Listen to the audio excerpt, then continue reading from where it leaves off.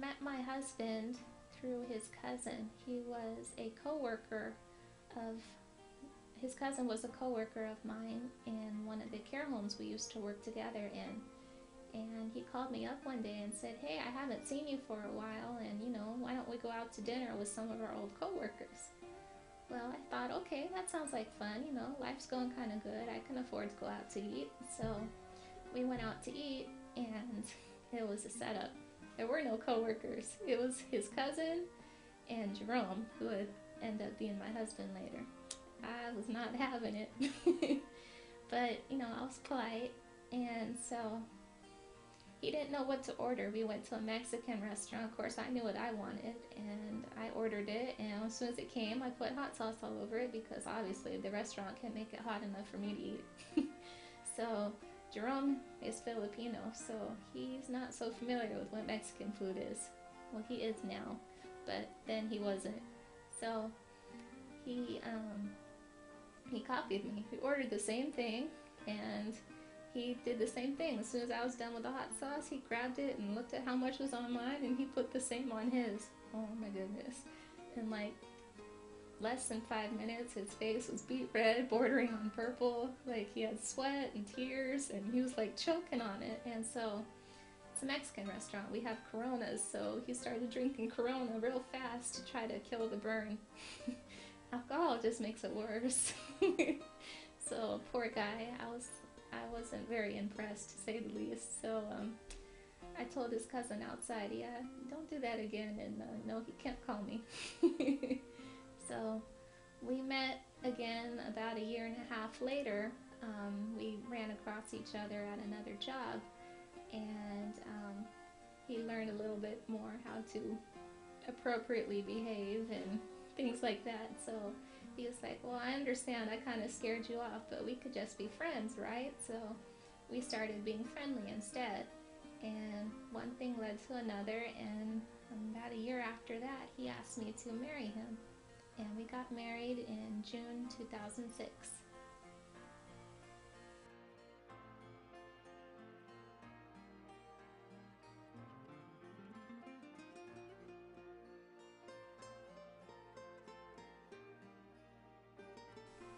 So after we got married, we moved to a bigger place in San Mateo. We still don't have our own house yet. We're still building it up, but we went from a very small dormitory-sized room to a room in a house where we could actually walk around.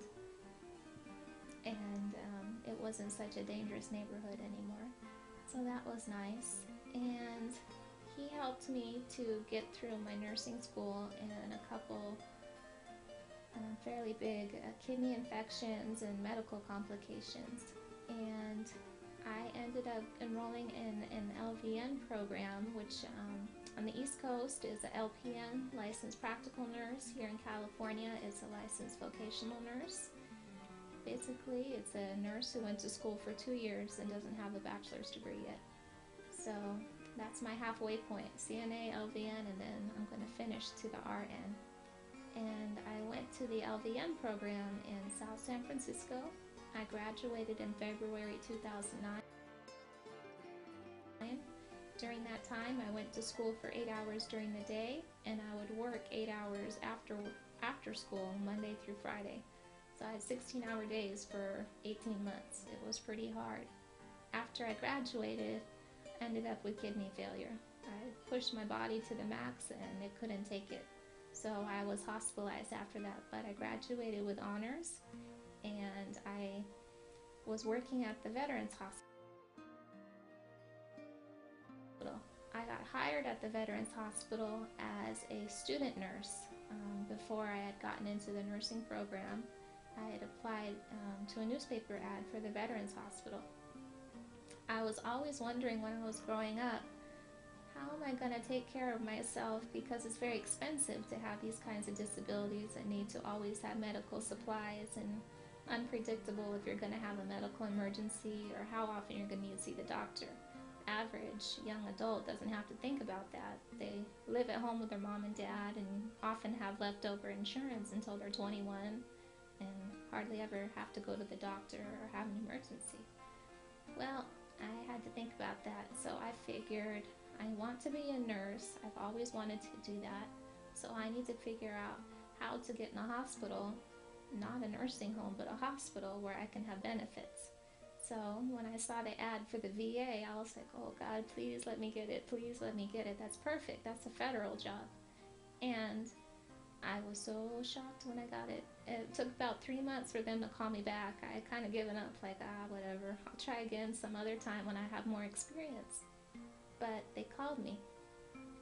And they interviewed me. I got lost because I'd never been to such a big hospital before, but they didn't mind, I explained.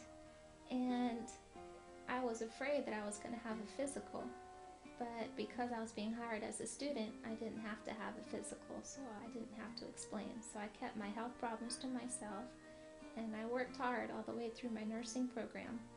After I graduated, they hired me on as full-time in the cardiology department, which is where I work currently. Right now, I'm still working in cardiology full-time with benefits, and I'm planning on transitioning to a nursing care unit because currently I'm working in the clinical setting, and I went to school to be a nurse, so I want to do more nursing tasks. So I'm trying to transition either to the ER or the outpatient surgery center, so I think that'd be very exciting. During my job, though, at the VA, I come across a lot of veterans who are older, from older wars like Vietnam and the Gulf Wars during the 90s, but also I'm coming across a lot of peers my own age who are coming back from Iraq, Afghanistan, you know, all over the place with this war on terror that we've been having for a couple years. And a lot of them are coming back as amputees, brain damage, physical disfigurements, and they're ashamed. And you don't know how many have come just from the spinal cord injury unit who have a colostomy or ileostomy or urostomy, and they're so ashamed of it because imagine they went to war a healthy 18, 19, 20-year-old, and they came back the same age with the same dreams and mindsets, but their body doesn't match what they thought that was supposed to be at this age. So they come to see me in my clinic for, you know, their cardiac workups, and they don't want to disrobe for me. They don't want to take off their shirt. They don't want to put on a gown. They don't want me to see their chest to put my EKG electrodes, because that means I'm going to see their ostomy. And I'm a young girl and I'm their age, and a lot of them are ashamed, and it feels good to be able to say, hey, you know, don't worry about it. You don't have to be embarrassed. I have the same thing. And they look at me like, yeah, right. You know, you're just saying that to make me feel comfortable. I'm like, no, I've had it my whole life. You don't need to be embarrassed. And they're amazed, you know, and they feel more comfortable. So I like doing that. I get to give back. Even though I'm not healthy enough to serve my country in that way, I can take care of those who come back and make them feel more at ease and see that you can be happy and have a good life and have a career. Just because you have an ostomy or you're in a wheelchair or something doesn't mean that your life is over.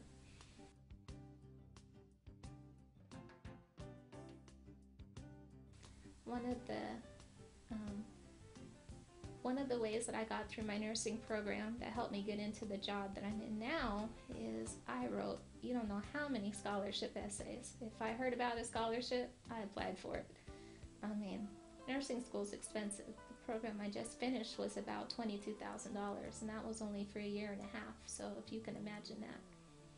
So one of the things I would write about in my essays was how I've overcome a lot in my life and how I, you know, figured out how to get from point A to point B and manage everything all together. And one of the things I came up with was, you know, there's a lot of things in my life that I wasn't able to control, but I could decide what to do with them. I could decide, am I going to sit back and say, darn, all this stuff happened to me.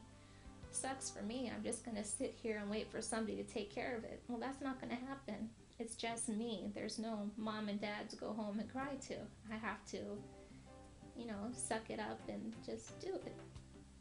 So one of the things that came out of my essays was you can't always control what you're given in life, but you can control what you decide to do with it.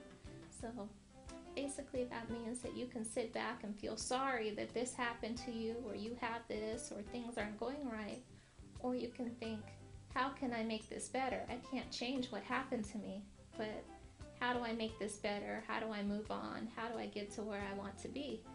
And you do it. You just don't think about it. You work hard. You might mess up, but you keep trying until you get where you want to go.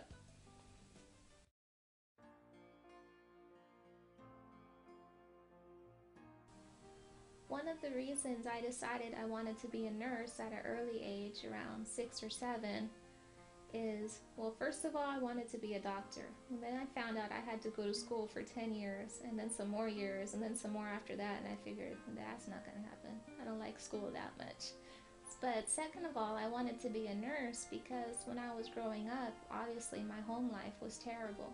But when I'd go to the hospital to have my procedures, or to have surgeries, or to recover from infections, they were the nicest people ever. I got to have food, I got to drink whatever I wanted, I got to watch TV, I got to play with toys and see other kids, and people would visit me, and people were so nice to me. That didn't happen a lot. It only happened when I was in the hospital, and I decided I wanted to grow up and be like those nurses that were at Packard who were so nice to me. One nurse in particular, her name is Petey. She's actually been my nurse since I was born. She remembers my mother and my grandmother very well, and she remembers me being a small preemie, one of those small babies you can hold in your hand. But she says I've always been a feisty one too. I've given her some good chases, trying not to get an IV or some nasty medicine, but Petey has taken very good care of me and worked very hard to make sure that I got good care throughout my life, from the time I was born to the time I was 5 and 6, fighting for my life, up until my surgeries through 18 until now. She's still one of my favorite nurses and one of the people that I'm very grateful to have in my life. Petey and her partner Jack stood in as my mom and dad at my wedding and gave me away. And even though I'm not Petey's biological daughter, the bond is there, and we mean a lot to each other, and I'm very happy to have her in my life. Had I not had the disabilities that I have and needed such extensive care at Packard, I don't think I would have found somebody like Petey to have in my life.